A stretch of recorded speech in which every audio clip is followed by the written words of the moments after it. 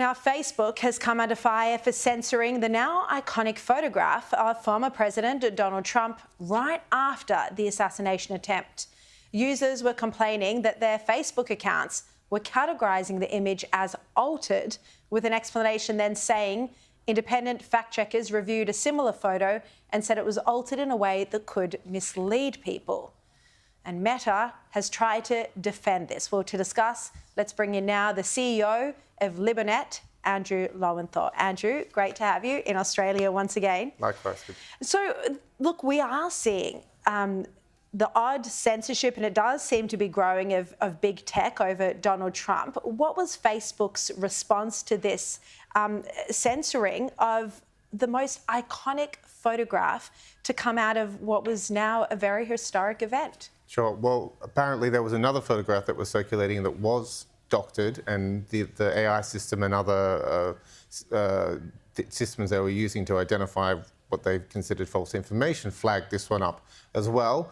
Obviously, this image is so iconic now that you would probably expect, kind of with the resources that a Facebook has, for them to be much more on top of this kind of thing. And given the lack of trust that has developed through things that have been exposed through the Twitter files or other kind of investigations, that big tech is considered, or seen by many people as being really quite partisan, and so you don't really want to kind of be messing this level of stuff up. And I should have mentioned to everyone that you were part of the Twitter files. You were part of the investigative journalists, along with Michael Schellenberger and Barry Weiss, who went into Twitter and uncovered the evidence of what they'd been censoring right after Elon Musk bought it. So I should have mentioned that. But we've also seen from Google, a censoring of the search results for the Donald Trump assassination attempt as well. So do you think this is part of that same pattern that you saw when you went into Twitter?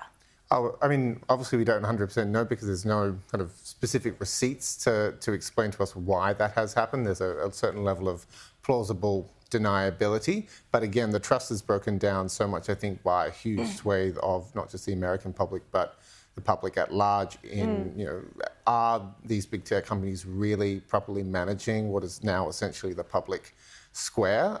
It seems they're doing really quite a bad job of it, and a lot of people feel censored because there really was quite a lot of censorship going on, and still is, really. So there needs to be a lot more alternatives. There needs to be a lot more accountability for big tech to make sure that they're, if they're going to have this much power, they need to have a lot more accountability.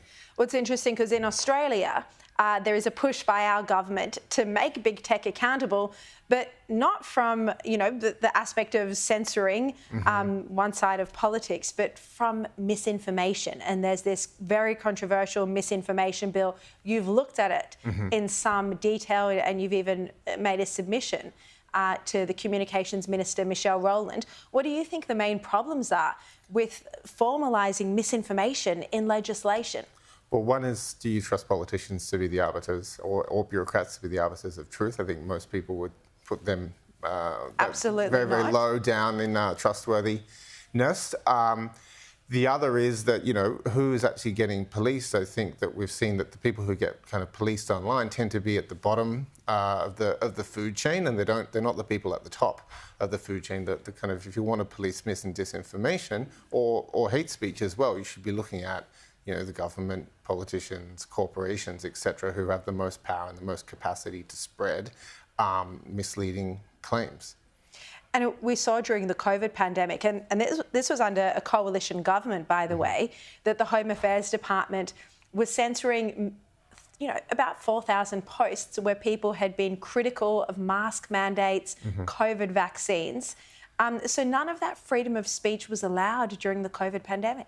Well, exactly. So they flagged 4,000. Twitter didn't necessarily take all of them down. That was through a freedom of information request. In the Twitter files, we found 200 or so of the content of those requests, but indeed included... This was in Australia, though, 200 in Australia. This is specifically in Australian Twitter files that I worked on, that showed they were flagging, jokes about Dan Andrews, jokes about how long you'd have to wait in the car for a PCR test, accounts with as few of 20 followers, which makes you wonder, what is the Department of Home Affairs doing following accounts with only 20 people on it, when they're tasked with quite serious remit in terms of public safety and terrorism and other other issues. So it's really this problem where you're policing the people at the bottom and saying you're the baddies, whereas actually the people who do need watching, which is the role of the media and should be a role for anti-disinformation campaigners, if you're going to have a field that is that large, is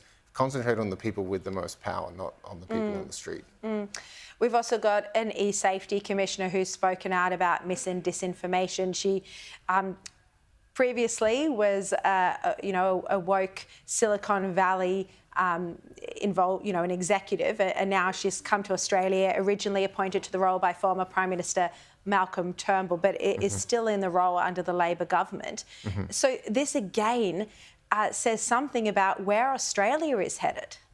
Well, totally. And again, to go back to the point that I've made a few times is, you were doing a story earlier about the tweet from the Iranian ambassador. Yeah. So there's no comment that I've seen so far from e-safety on that issue. Good point. E-safety would be all over all manner of kind of issues of, that a kind of general person might be saying, and here you have something really at scale that would be much more concerning. I'm not sure that I would be 100% backing kind of censorship there or not, but it's interesting that if you're going to apply the rules, then you have to apply them fairly across the board, and that based on her rules and her very strict system that she currently has in place, that tweet would probably come within them. Yeah, exactly. It is incitement to violence, so there is an argument for censoring. I agree with you. I don't know whether you'd want it censored or you want to see what the Iranian ambassador is actually saying. I'd fall on the free speech side in this particular case, but agreed. Right, Andrew Lowenthal, thank you very much for your time. Thank you.